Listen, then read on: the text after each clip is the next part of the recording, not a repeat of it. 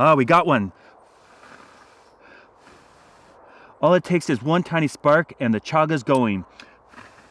In today's video, I'm going to show you how to make a fire using a very old method known as flint and steel.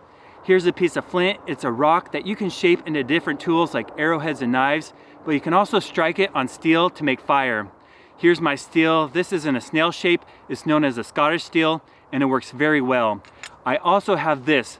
This is a fungus. It's a tinder fungus known as chaga. It grows on birch trees, and it's one of the best natural materials for catching those sparks. They're tiny, but when they land on here, they'll ignite, and you can transfer this to a tinder bundle to make a fire.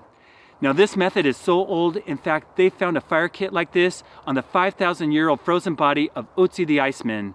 The way you use these materials to make a fire is you take your steel and you strike it on the flint. As you do, sparks go flying off, and you're gonna try to catch those sparks in the tinder fungus. To get started, I have a bunch of dry grass and cattail duff for a tinder bundle. That way, when we light the chaga, we can transfer it and make our fire. Now I like to hold the chaga right against the flint. That way any sparks coming off might land on here and we can make our fire. And I'm just gonna strike our Scottish steel right on the edge. Can see some sparks flying.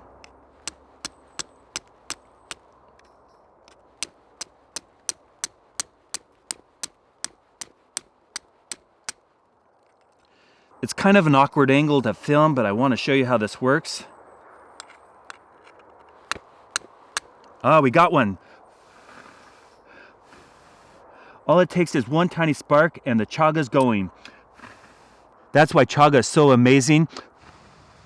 It holds an ember extremely well, and it doesn't go out.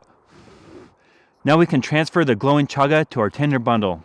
I don't want to waste my chaga, so I'm going to put this piece out and use this tiny piece to make our fire.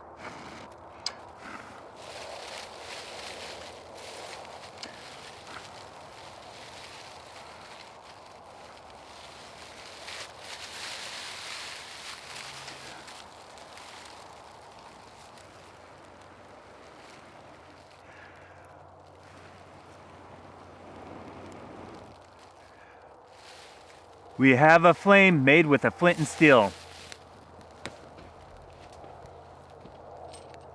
This is a great method to practice. It's not easy, but with the right materials, you can make a fire. It's a very old method, and I love testing out different ways people made fire throughout history.